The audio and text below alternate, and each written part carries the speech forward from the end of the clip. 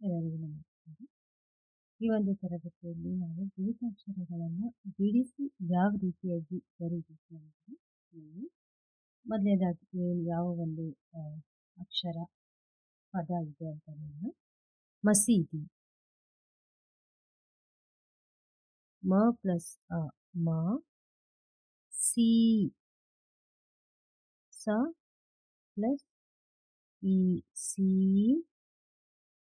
ತಿ, ತ ಪ್ಲಸ್ ಈ ದಿ, ಮಸೀದಿ.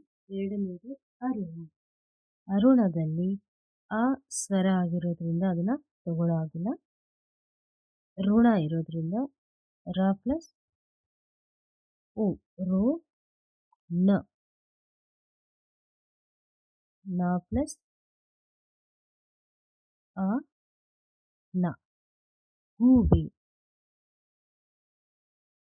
ಗ ಪ್ಲಸ್ ಊ, ಗು ಬೆ. ಬ ಪ್ಲಸ್ ಎ ಬೆ, ಗೂಬೆ. ನೆಕ್ಸ್ಟ್ ಹಾವು. ಹ ಪ್ಲಸ್ ಆ ಹಾ ಉ, ವ ಪ್ಲಸ್ ಉ, ಹಾವು. ಗಡಿಗೆ. ಗ ಪ್ಲಸ್ ಅ ಗ D, the plus E D ಗೆ, ಗ ಪ್ಲಸ್ ಎ ಗೆ, ಗಡಿಗೆ. ಕೆಲಸ. ಕ ಪ್ಲಸ್ ಎ ಕೆ, ಲ ಪ್ಲಸ್ ಅ ಲ ಸ,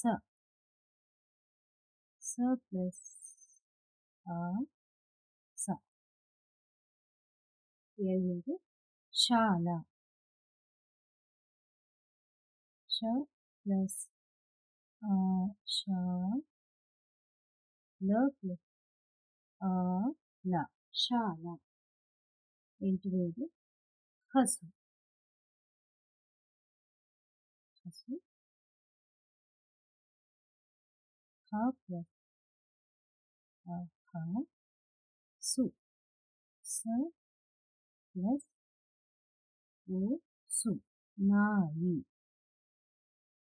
ನ ಪ್ಲಸ್ ಆ ನ,